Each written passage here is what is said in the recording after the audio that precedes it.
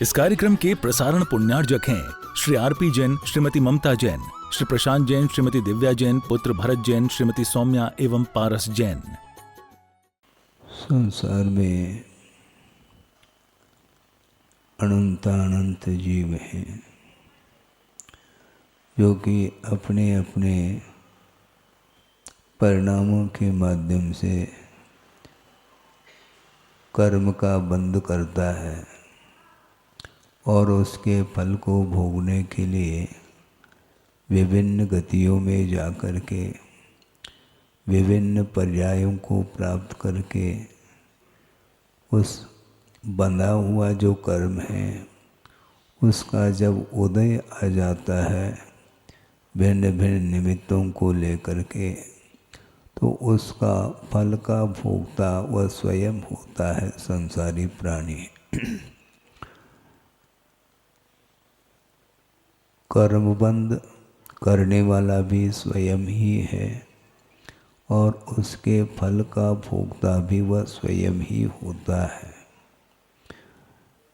किसी के द्वारा सुख और दुख पहुंचाया नहीं जा सकता, क्योंकि कर्म का फल मिलता है और उस कर्म के फल के लिए अनेक प्रकार के निमित्त मिल सकते हैं, किंतु उन निमित्तों का मिलना अलग वस्तु। अंतरंग जो कर्म का उदय है वह बलवान माना जाता है। तीव्र पुण्य कर्म का जिसका उदय चल रहा है उसको कोई भी दूसरा व्यक्ति दुखी नहीं बना सकता। तीव्र साथ से पुण्य का उदय चल रहा है तो वह कहीं भी रहे, चाहे वह वन में रहे अथवा भवन में रहे, उसको कोई भी बाध्य करके दुखी नहीं बना सकता। और इसी प्रकार तीव्रतम पाप कर्म का उदय जिसे हुआ है उसको कोई भी व्यक्ति सुखी नहीं बना सकता। सुख और दुख दूसरे के द्वारा नहीं मिलता, किंतु अपने किए हुए कर्म के उदय के कारण उसका उपभोग करता रहता है। इसलिए जो सम्यक दृष्टि होता है अथवा सम्यक दर्शन के साथ जिन्होंने संयम को अंगीकार किया है, चाहे अनुव्रत के रूप में हो अथवा महाव्रत के रूप में हो, उसके दृष्टि में कोई भी व्यक्ति न शत्रु है न मित्र है। शत्रु और मित्र की परिकल्पना वह अज्ञान का परिणाम माना जाता है। इसलिए प्रतिदिन स्वाध्याय आदि करके वह अपने परिणामों को संभालता रहता है और संभालने वाला असंयमी नहीं हो सकता। असंयमी कभी भी अपने परिणामों को संभाल नहीं पाता, इसलिए वह दूसरे के ऊपर टूट पड़ता है। दूसरा यदि मान लो आपके लिए सहयोग दे रहा है तो वह आपको मित्र के रूप में स्वीकार करता है, और आपके द्वारा उसके लिए कोई सहयोग नहीं मिल रहा है, प्रत्युत कोई बाधा उपस्थित हो रही है तो उसको वह शत्रु के रूप में स्वीकार करता है। जबकि शत्रु और मित्र वस्तुतः देखा जाए अपने आत्मगत जो पापमय परिणाम हैं वे ही शत्रु हैं, और जो रत्नत्रय आत्मक जो धर्म है वही हमारे लिए बंधु अथवा मित्र है। इस प्रकार आगमकारों ने कहा है। कहा तो है, पढ़ते भी चले जा रहे हैं और कदम कदम पर एक दूसरे के निमित्त को लेकर के वह हर्ष और विषाद का अनुभव करता है। ये कब तक करता चला जाएगा, इसका इतिहास क्या है और आगे कब तक करेगा, इसके बारे में कुछ भी नहीं कहा जा सकता है। जो व्यक्ति संयम के साथ, आस्था के साथ, धर्म के प्रति समर्पण भाव के साथ कुछ सोचता है तो वह अपने लिए भी अच्छा सोच सकता है और दूसरे के लिए भी अच्छा भाव उसके अंदर आ सकता है। लेकिन ये पुरुषार्थ कौन करे? स्वयं पुरुषार्थ नहीं करता और मुझे अधिक अंक मिल जाए, इस प्रकार वह छात्र सोचता है, उसका यह सोचना व्यर्थ चला जाएगा, क्योंकि चाहने से अंक नहीं मिलते। 365 दिन तक अध्ययन करना पड़ता है और जो टीचर होता है वह पढ़ाता है और छात्र पढ़ता रहता है, लेकिन परीक्षा के समय पर वह खरा उतरे तो अंक मिल सकते हैं। अंक देने वाला कोई नहीं होता, टीचर कभी भी अंक देता नहीं, किंतु श्रम करके वह छात्र अंक ले लेता है, क्योंकि उसके अंदर योग्यता आ जाती है। इसलिए सुन रहे हैं कि हाँ, बरगी नगर में पंचकल्याणक महोत्सव होने जा रहा है और उसके लिए सुना है मंगल के दिन पात्र चयन भी होना है, बताते हैं। और पात्र का चयन कोई दूसरा थोड़ी करता है, स्वयं ही चुन करके आता है। यदि पात्रता रखता है तो वह सामने आ जाता है। पता नहीं कितने लोग उसमें भाग लेंगे, उसमें अंक कौन अधिकतम लेकर के आता है वह हमारा विषय नहीं, उसके स्वयं का ही एकमात्र पवित्र भाव है। क्योंकि पद जो मिलते हैं पुण्य के संचय करने से ही पद मिलता है। असंख्य जीव हैं स्वर्ग में और यहीं से वो पहुँचे हैं पुण्य का अर्जन करके, किंतु देव पर्याय का मिलना अलग वस्तु, और उस देव पर्याय में भी बहुत सारे पात्र होते हैं। वहाँ पर सौधर्म इंद्र भी होता है, कुबेर भी होता है और बहुत सारे प्रतिइंद्र भी होते हैं, आदि आदि विभिन्न प्रकार के पद को लिए हुए वो देव होते हैं। वो आपस में विचार कर सकते हैं कि इनको ये पद कैसा मिला है, सौधर्म इंद्र ये बने हैं। तो अवधि ज्ञान के माध्यम से जानने में आता है कि अतीत का इतिहास क्या रहा होगा इनका। जिन्होंने रत्नत्रय की आराधना बड़े निरपेक्ष भाव के साथ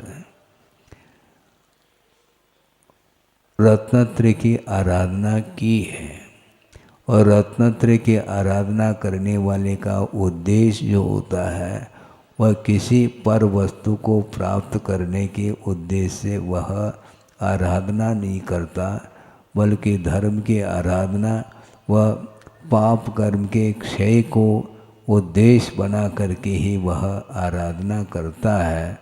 तब कहीं जाकर के बड़े बड़े उपसर्ग और परिचय सहन करता हुआ भी वह अपने मन को विचलित नहीं होने देता, उसका मन चलायमान नहीं हो सकता।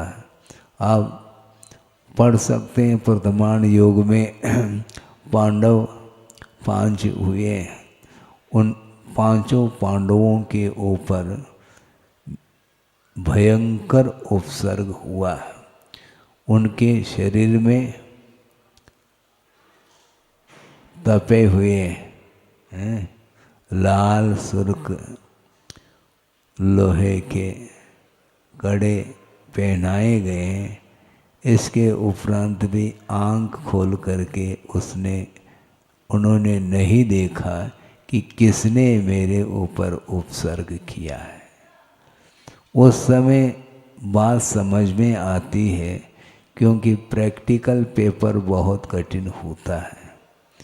अन्य थ्योरेटिकल जो पेपर हैं बहुत सारे लिख सकते हैं, क्योंकि एक बुद्धि का आयाम है उसमें किंतु प्रैक्टिकल जो पेपर है उसमें बहुत कठिनाई जाती है।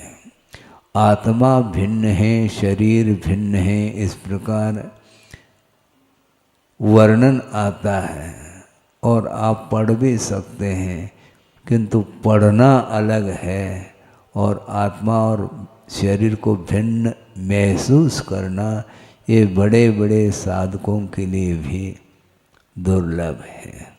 हम हीन सहनन के धारी भले ही श्रमण बने हैं, अलग वस्तु, चार दीवार के बीच में बैठ करके चर्चा करना अलग विषय है, किंतु मैदान में आ जाओ कहते हैं आचार्य। साधना यदि करना चाहो, थोड़ी सी रिमझिम बारिश भी हो गई तो छाते की आवश्यकता पड़ रही है ना। और भयंकर उपसर्ग होने के उपरांत भी आंख खोल करके देख नहीं रहे कि मेरे ऊपर उपसर्ग कौन कर रहा है, क्योंकि आंख खोलने की इसलिए आवश्यकता नहीं पड़ती उन्हें, क्योंकि निरंतर उनकी दृष्टि अपने कर्मों की ओर जा रही है। हमने अतीत में कर्म किए हैं, किसी न किसी व्यक्ति विशेष के प्रति जो दुर्व्यवहार किया है, दुष्कृत्य किया है, पापमय परिणाम किए हैं, उसका परिणाम वर्तमान में निकल रहा है। इसलिए दृष्टि नासापे धरे जिसको बोलते हैं, और ध्यान में लीन है, उनका उपयोग अन्यत्र नहीं जा रहा, एक क्षण के लिए भी नहीं जाता, क्योंकि अंतरंग जो कर्म है वो फल दे रहे हैं। वो फल क्या देते हैं? फलदान देने की शक्ति जो आई है वो अपने ही परिणामों के द्वारा उसमें आई है। इसलिए मेरा दोष है, दूसरे का कोई दोष नहीं है। मैं अपराधी हूँ, दूसरा कोई भी अपराधी नहीं हो सकता। इस प्रकार कौन सोच सकता है? प्रत्येक व्यक्ति की वर्ष की बात नहीं। जिन्होंने संयम को अंगीकार किया है वही इस प्रकार सोचता है, और जिन्होंने भी संयम को अंगीकार किया है उन्हें इसी प्रकार सोचने के लिए कहा जा रहा है। पुण्य और पाप का संचय हम उसका कर्ता स्वयं ही है। समय समय पर वह हर्ष विषाद करता ही चला जाता है, और करुणा के साथ गुरु कह रहे हैं, इसके उपरांत भी उनकी वाणी की ओर उसकी दृष्टि नहीं जाती और वह करता है। ऐसा क्यों होता है महाराज? होता कुछ नहीं है, किया है इसलिए हो रहा है। अब नियंत्रण रखना चाहिए।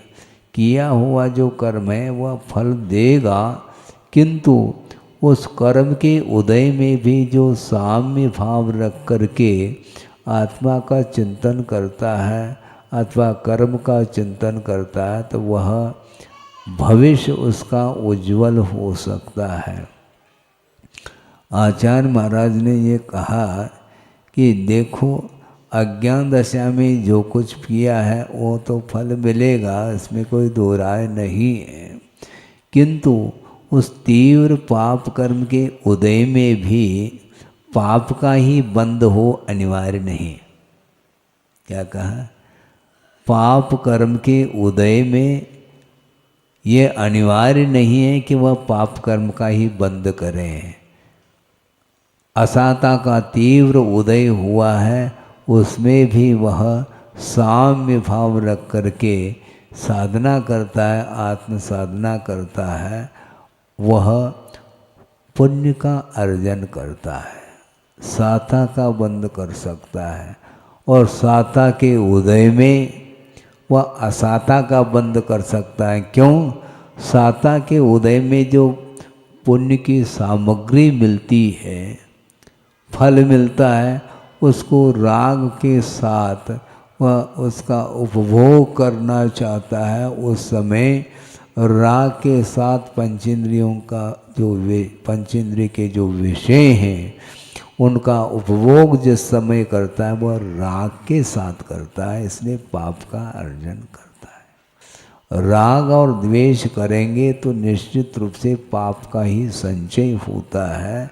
आपको समझना है, हमें कुछ भी नहीं समझना, क्योंकि एक बार समझ में बात आ गई तो वह उससे ऊपर उठने का ही एकमात्र पुरुषार्थ करता है।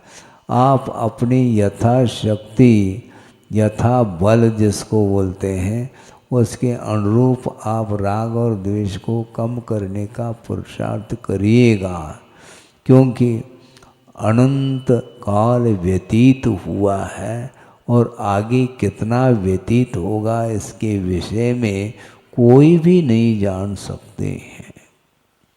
हम क्या जान सकते हैं, क्योंकि वर्तमान में जो कुछ भी जानने में आ रहा है वह सारा सारा परोक्ष है, प्रत्यक्ष कुछ भी जानने में नहीं आता है। पूर्व में आप कहाँ थे, किसके साथ आपका संबंध रहा, किस गति में थे, किस कुल में थे, इसका कोई भी भान नहीं है, इसलिए आप क्या जान सकते हैं। और वर्तमान में भी जो कुछ भी जानने में आ रहा है वह भी एक प्रकार से परोक्ष रूप से ही आता है। विश्वास के बल पर हम और आप चलते हैं।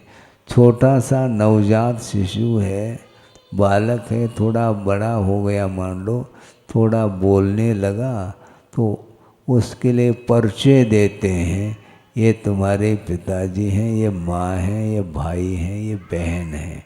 वो कुछ समझता है नहीं। मान लो जो रियल पिताजी हैं वो नहीं हैं और दूसरे को ये कह दिया ये तुम्हारे पिताजी हैं, तो हाउ, उसको कुछ भी ज्ञान नहीं है, क्योंकि आपके ऊपर वह विश्वास रख रहा है। आपने कहा ये पिताजी, तो पिताजी कहने लग गया। इसको बोलते हैं विश्वास। प्रत्यक्ष किसी को भी कोई ज्ञान नहीं हो सकता, इसलिए वस्तुतः देव गुरु शास्त्र के प्रति श्रद्धा रखने से ही कल्याण होने वाला है, क्योंकि प्रत्यक्ष किसी को भी ज्ञान नहीं हो रहा है। अतीत में 24 ही निकल गए हैं, वो भूतकालीन है। वर्तमान में 24 तीर्थंकर हुए हैं। आपने एकाध तीर्थंकर का दर्शन किया है क्या? है बोलो, नहीं किया ना, फिर 24 हुए हैं, किस आधार से आप कह रहे हैं? शास्त्र में लिखा है महाराज, इसका अर्थ आपको श्रद्धा नहीं करना है हर हालत में। आपने देखा तो है नहीं। विदेह क्षेत्र में 20 तीर्थंकर विद्यमान हैं, यह भी जिनवानी ही कह रही है। आपको कोई भी प्रत्यक्ष कुछ भी नहीं देखने में आ रहा है, इसके उपरांत भी जो श्रद्धान करता है वह आगे उसका उत्थान हो सकता है। पंचेंद्र के विषयों के माध्यम से पाप का अर्जन होता है। इस प्रकार श्रद्धान करोगे तो धीरे धीरे पंचेंद्र के विषयों से आप अपने आप को ऊपर उठाने का पुरुषार्थ करेंगे। मोह छूटना खेल नहीं है, पर वस्तु के प्रति जो राग होता है वह आसानी से छूटता नहीं, क्योंकि संबंध आपने जो रखा है वो आपको आप स्वयं पुरुषार्थ करेंगे तो वह छूटेगा, छोड़ना पड़ेगा। है मंगल के दिन रिजल्ट है, परिणाम है, कौन कितना छोड़ता है परिग्रह को, ये देखना है। ये मेरा नहीं, ये पर है, मैं तो अकेला आत्म तत्व हूँ, ये कहना बहुत आसान है। ज्ञाता दृष्टा आत्म राम, ये कहना मैं ज्ञानानंद स्वभावी हूँ, ये कहना बहुत आसान में, छाया में बैठे बैठे मैं ज्ञानानंद स्वभावी हूँ, फिर धन में आनंद नहीं आना चाहिए। जब धन में आनंद नहीं है, धनानंद मेरा स्वभाव नहीं है, तो आसानी से धन को भगवान के चरणों में चढ़ाओ, क्योंकि भगवान लेते ही नहीं। तुम पूरा पूरा जो है चढ़ा दो तो भी वो आँख खोल करके देखेंगे नहीं, क्योंकि उन्होंने छोड़ दिया है। वो छोड़ी हुई वस्तु को क्यों देखेंगे? किंतु संसारी प्राणी बटोरना चाहता है। एक चौवन्नी भी मिल जाए मान लो चौपात पर, वो छोड़ना नहीं चाहता है। वह झुक करके वह ले लेता है, क्योंकि उसके प्रति उसका राग बना हुआ है। इसलिए राग ही संसार के लिए कारण है, बंध के लिए कारण है। बंधन से मोक्ष को प्राप्त करना है, बंधन से मुक्ति पाना है, तो राग को छोड़ना पड़ेगा। राग जो है ना चिपकता है वो। गोंद जानते हैं आप? हाँ, गोंद से दो पृष्ठ को चिपकाया जाता है, फिर चिपकने के बाद उसको पृथक करना चाहो तो वो पन्ना फट जाता है, किंतु वह छूटता नहीं। इसी प्रकार मान लो किसी को घाव हो गया है और ड्रेसिंग कर दिया, पट्टी बांध दी, फिर बाद में 2-4-6 दिन बाद उसको जब पुनः ड्रेसिंग करना होता है, उस समय उसको पट्टी को निकालते समय देखो आंखों में आंसू आ सकते हैं। उसी प्रकार ये राग इसी प्रकार की चीज़ है। पर वस्तु को राग के साथ परिग्रह का संचय करता है, फिर बाद में एक एक पाई के लिए उसको सोचना पड़ता है मैं इसको कैसे छोड़ूं। लेकिन आचार्य कहते हैं तुम छोड़ो या नहीं छोड़ो, जिस समय अवसान होगा उस समय वह ट्रेजरी यहीं रहेगी। तिजोड़ी जोड़ी है आपने, तिजोड़ी में रखा है, वो यहीं पर संपदा बनी रहेगी। उसका स्वामी कौन होगा आपको ज्ञात नहीं रहेगा। एक समय में मरण को प्राप्त होता है तो पूरी हवेली, संपदा, पूरी प्रॉपर्टी यहीं रहेगी। किसके नाम से रहेगी? भगवान मालिक। और वह अकेला ही चला जाता है, वापस आता भी नहीं। वो गया यानी गया, और पूरा का पूरा परिवार के लोग जो हैं वो यहीं देखते रह जाएंगे। भले ही जो गया है उसको याद करके रोना धोना तो कर लेंगे, किंतु उनके साथ वो जा नहीं पाएंगे।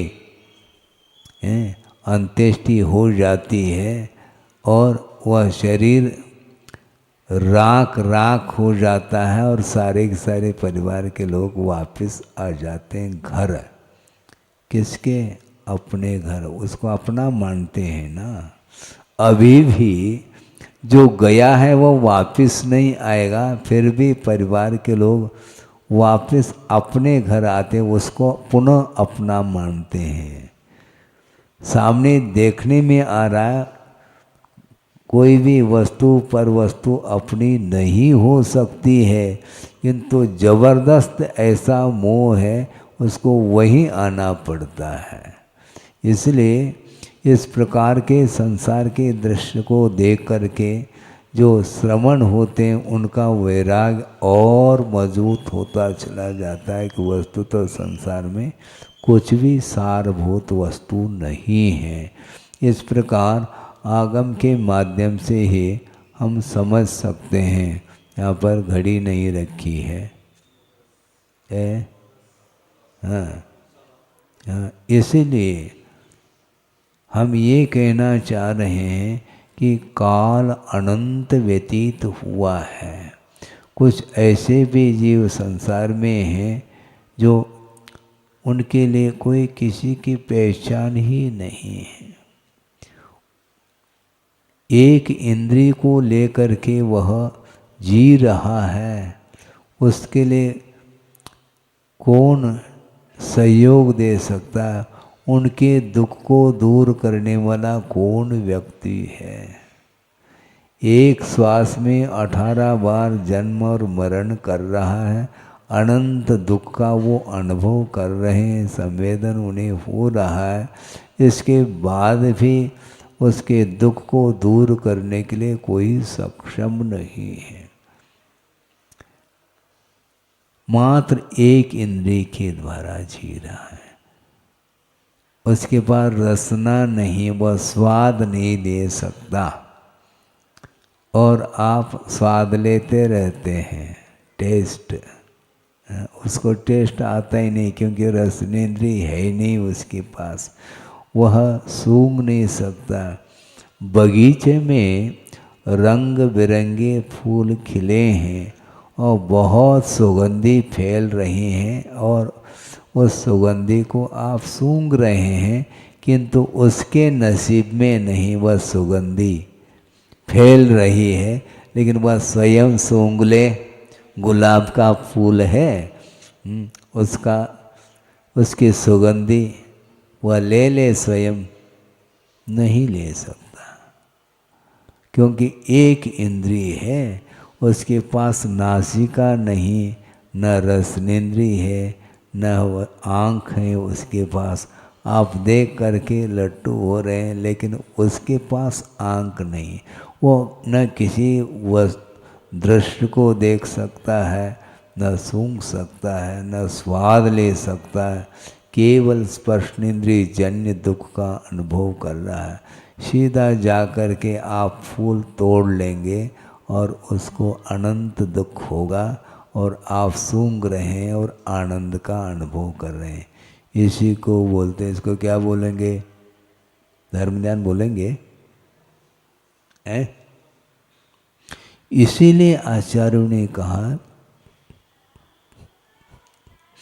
पाप में जो परिणाम है वह रौद्र ध्यान माना जाता है। हिंसा, एक जीव का घात हुआ है, उसको अनंत दुख का संवेदन हुआ, इसके बाद भी वह फूल को सूंघ रहा है और वह आनंद का अनुभव कर रहा है, इसी को बोलते हैं रौद्र। हिंसा में आनंद, लेकिन महसूस नहीं होता। आमतौर से होता है क्या किसी को, सीधा सीधा फूल तोड़ करके वह सूंघता रहता है और उसमें उसको सुख मिल रहा है, इसको बोलते हैं।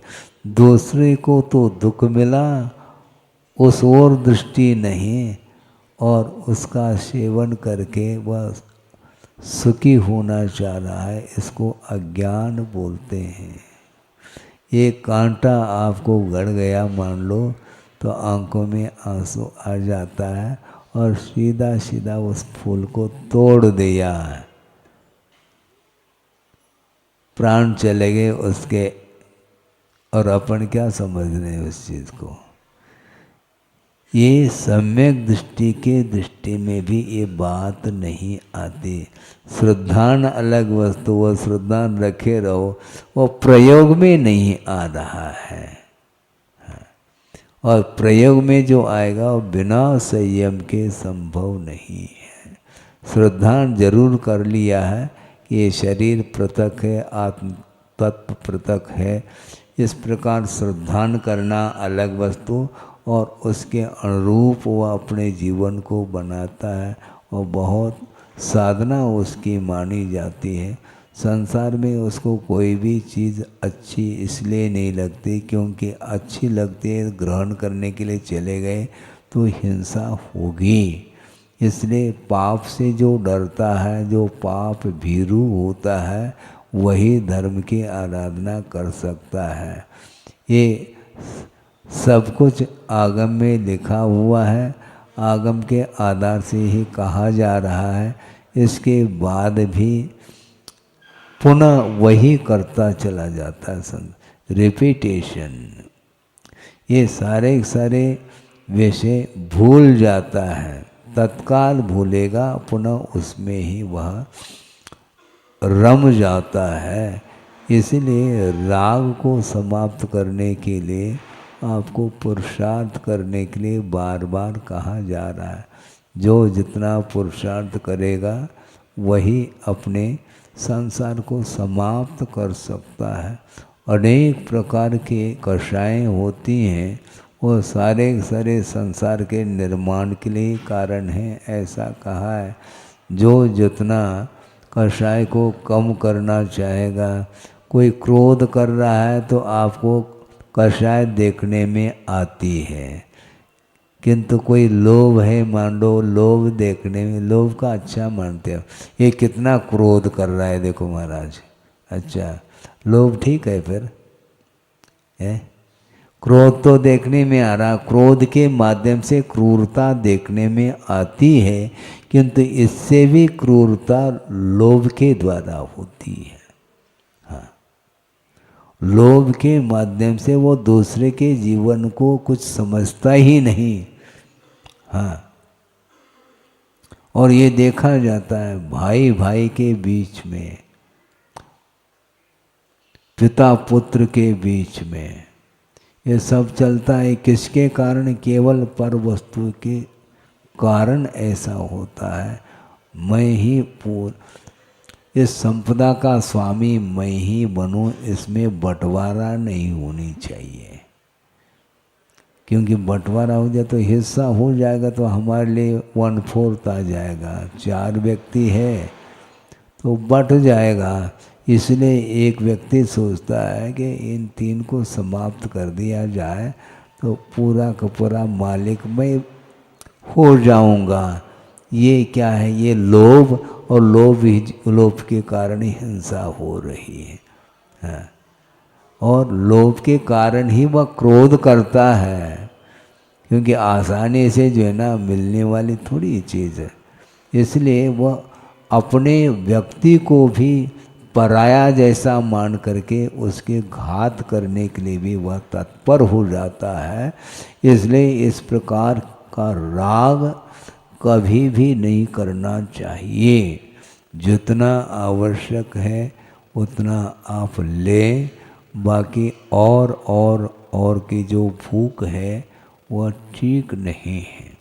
आपको भूख लगती है तो भोजन करते हैं, पेट भर जाता है, ठीक है, लेकिन महाराज पेट ही भरना है। पेट तो भर गया है, लेकिन पेट ही भरने के लिए वह रात दिन तत्पर है। क्यों? क्योंकि कल परसों बरसों की बात सोच रहा है। अभी तो पेट भरा हुआ है, लेकिन कल के लिए क्या होगा, चिंता है। वर्तमान में जी नहीं सकता संसारी प्राणी, उसको बरसों की चिंता बनी रहती है। और कहता जरूर है, क्या कहता है? सामान 100 साल का, पल की खबर नहीं। बस ये उक्ति तो शायद सबको रटी हुई होगी, पल की खबर नहीं, सामान 100 साल का, फिर भी वह कमाने में लगा हुआ है। कहना अलग है और करना अलग है, कथनी करनी में बड़ा अंतर है। किंतु पापमय परिणामों के माध्यम से संसारी प्राणी का पतन होता है। कम से कम यह श्रद्धान का भी विषय बन जाए तो निश्चित रूप से वह पतन के कारणों से ऊपर उठ सकता है, और उत्थान के जो उन्नति के कारण हैं उनको वह अपनाता चला जाता है, तो उसका विकास हो सकता है। भावना तो हम रख सकते हैं पूरा का पूरा विश्व का ही कल्याण हो जाए, लेकिन कल्याण जो होगा वह स्वयं के पुरुषार्थ के माध्यम से होगा। पुरुषार्थ आपको करना चाहिए। हैं कितने प्रकार के पुरुषार्थ हैं? 4 प्रकार के पुरुषार्थ हैं। उसमें अर्थ पुरुषार्थ, काम पुरुषार्थ, धर्म पुरुषार्थ, मोक्ष पुरुषार्थ, ये 4 हैं। लास्ट में मोक्ष रखा है।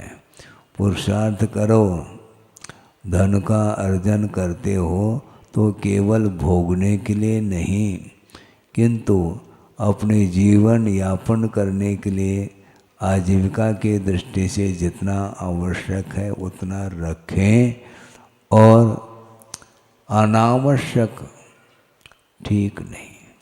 इस कार्यक्रम के प्रसारण पुण्यार्जक हैं श्री आरपी जैन, श्रीमती ममता जैन, श्री प्रशांत जैन, श्रीमती दिव्या जैन, पुत्र भरत जैन, श्रीमती सौम्या एवं पारस जैन।